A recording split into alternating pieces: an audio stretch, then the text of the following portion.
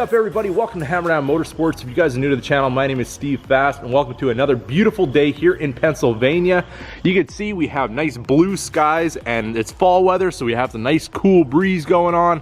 It's not sweltering in the shop, so I will take that any day of the week. So over here we do have our 2019 Ram Rebel. Today we're going to be putting the truck up on the lift, and we're going to have a look at the underside and kind of give you guys an idea of what this truck looks like underneath. So the other day I was getting into my truck and I noticed something a little bit odd, and I don't know if this is something that anybody else noticed, but if you open the door and everything's off, go to the odometer, look, it's turning. It counts up to your current mileage. Now, I thought this was weird. I thought it was like something that the mileage was counting up on its own. I was like, what's going on here with my truck? But it turns out that that's just part of the programming, and it's something that I never noticed before. So the thing with the odometer is just part of the programming, nothing to worry about there. But I did find a little issue with the 12-inch screen. Now, when I try to hook up my phone to Apple CarPlay, normally it always worked. When I first got the truck, I plugged it in, no problems whatsoever, had no issues. And now a couple of times this has happened where I plug in my phone, Apple CarPlay doesn't come up, the phone's unlocked, all that kind of thing. It should work, and it just doesn't. I can plug it into any of the USBs in the truck and none of them charge it. Nothing hooks up. I have no connectivity except for Bluetooth. So I do have another cord that we can try. So I'm gonna see if it's a cord. It's a brand new cord, so there should be no issues. And we're gonna try it again with the cord that I had and just see if we're lucky today if it's gonna work. And if not, we're gonna swap it out and see if that might be the issue. All right, so now we're gonna put our truck into run mode. Everything is powered up. We have our cord here. You can see it's in really good condition. I believe this cord is probably pretty well brand new. Now you can see our phone is connected via Bluetooth. I'm going to unlock my phone. It keeps dinging at me. Plug the phone in. And CarPlay works. So, yeah, I really don't know. Just sometimes it just doesn't want to work. Obviously the cord is fine if it works today, but yeah, just one of those issues. Maybe it needs a programming update, not entirely sure. I'm gonna swap USBs here. See if that works. Yep, good to go. So, I don't know, jury's out. Drop in the comments, have you had this problem with your truck? Because I'm kind of at a loss with it. So winter is just around the corner. We are in fall right now, and in the winter time around here especially, they put a ton of salt and all kinds of garbage all over the road. So when we have the Rebel up on the lift, we're gonna be inspecting for any bare metal areas. Sometimes when they come from the factory, a little bits get scraped off here and there during the assembly process, and you just wanna protect your truck. So what we got here is some Por 15 top coat. This is the chassis black, and we're just gonna find any of those bare metal areas. We're gonna touch them up with the Por 15, and we should be well protected for our winter driving.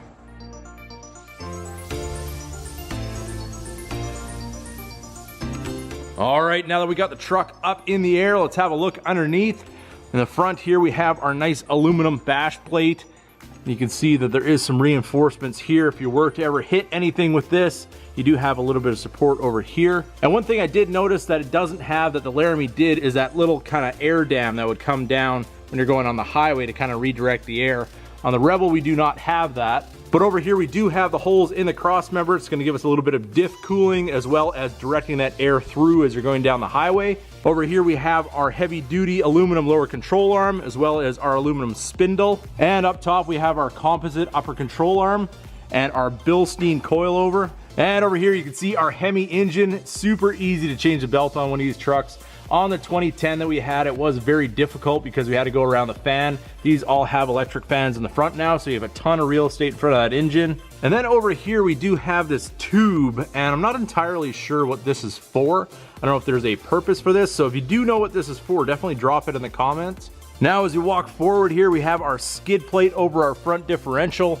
We have our heavy duty sway bar in the back over here, which, like I've said before, is gonna be a little bit of fun when you have to drain the oil, and it's gonna go directly onto here and probably spray everywhere. And over here on the right front, we can see our sway bar links. I've been told on a couple of other videos that I've watched that these apparently come loose, and I haven't had any issues whatsoever thus far, but something we'll definitely have to keep an eye on. And then over here we have our electronic steering rack. Makes things nice and easy out of the way. This skid plate will also protect that from anything on the trail, and it doesn't look like there's any wire connectors or anything hanging low that you might have issues with. So then over here on our transmission, we have our composite oil pan. We've got the ribs in here for cooling. And over here, we do still have a steel oil pan on our Hemi engine. Some of the Fords are going to a composite oil pan, and they've got that funny new drain plug on them that you can just turn out with about a half turn or so. And there's a huge hole, so the oil comes out really quickly, and it sprays basically everywhere. But I don't know, I guess changing oil on this one isn't that much better, but all in all, I guess we'll have to see when we start getting into the service on this truck. So over here we have our catalytic converter going over to our crossover pipe. The top of this pipe is actually flat, probably just to give us the clearance over here on our transmission. It's just so we don't get that heat too close to this pan.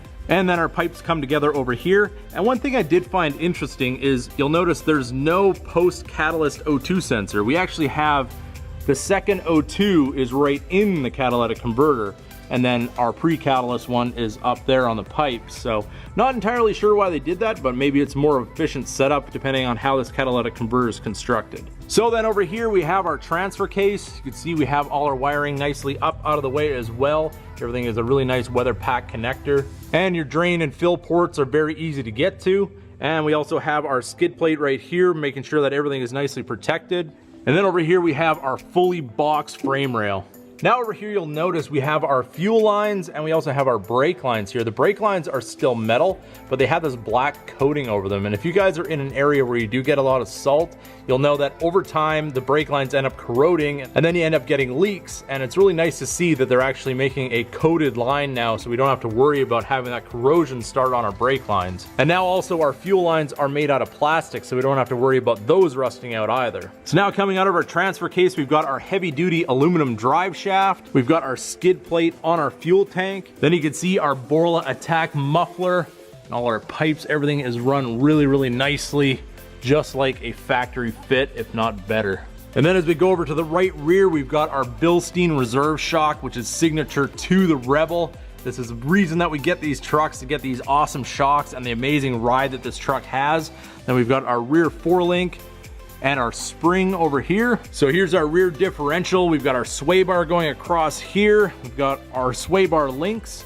And one thing I did notice is there is these plates on top of the differential, and I believe when you put a airbag in here for towing, this is probably where it's gonna mount.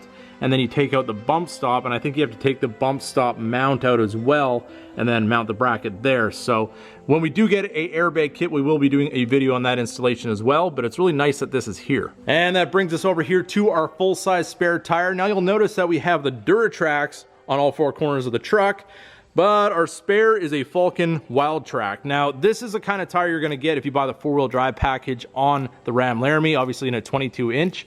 But if you did buy a Raptor, yes, here's another Raptor comparison, you get the same tire for your spare as you would get on the truck, which is really nice. When you go to buy tires, you only have to buy 3, because you can take your spare down, put it on your truck, put the best of your worn out tires, and use it as a spare. And over here you can see that we do have a little mud on the tires. That is exactly what you should have if you own a Rebel. But we do have our wheel well liners on this one as well. That is optional equipment, which is kind of strange to me. I don't know why they'd make that an option. I would think everybody would want those, but we definitely do have them on this truck. And then over here you can see the underside of our deployable step, which is really nice. It's very much out of the way. You can see it's tucked in from the bumper. All it sticks out is this little part right here, so you can get your foot on it so it'll slide out. Just like that. And another thing that I got on this truck that I didn't have on the last one was a hitch plug. And these are about $16. I think I got this one on eBay, but it is the Chrysler OEM one. And it's really nice just to be able to keep this covered, because if you get that salt and everything in there, if you do have a hitch go in and out, it's gonna knock the paint off, obviously get the bare metal, and then it's gonna start to rust. And if you don't have your hitch in, you're gonna see kind of that rusty bit in the back, and it just doesn't look good. So having the cover is just a nice thing to have. So now it brings us to what I was talking about earlier. We've got a few little spots like this. It does appear that it's treated under here, but I'm not entirely sure that it is. I think if the salt and everything got at this, it eventually would rust. So we're gonna get our pour 15, we're gonna touch this up, and over here you can see it is protected on this part of the brake caliper bracket, but not on this side, so we've got some rust starting there as well. I'm just gonna clean that up a little bit with some sandpaper, kind of get that rust off of there, and then we can treat that as well. And just these little parts like this, you can see there's a little bit around where that plug weld is, and there's a little spot that was missed right here. But all in all, this truck was pretty well protected from the factory, but we're just gonna touch up those small little places just so we have that winter protection. So the first thing when applying the pour 15 is I'm gonna just actually go over these areas, kind of knock off any kind of loose paint or anything like that. And then I'm gonna go over it with some wax and grease remover just to make sure that everything is nice and clean.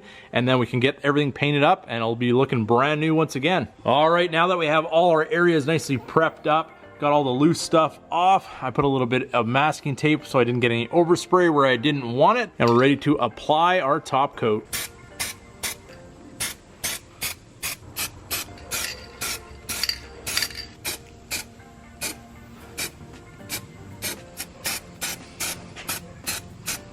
And now we've got nice coverage on all of our areas. Just gonna let this dry, and it should look all the same as the factory coating. Here comes my neighbor Dalton. So what do you think? After this paint dries, you can take this and do a drift in your yard? Definitely. I just went down there, it's all wet. Nice. So. Well, we're gonna get a little mud on the tires today. That's the rebel life. Oh yes. And there it is, everybody. You can see how well that top coat goes on. And now that it's starting to dry, you can really tell how it just blends with the rest of the diff paint that was on there from the factory. And we don't really have any differences between anything.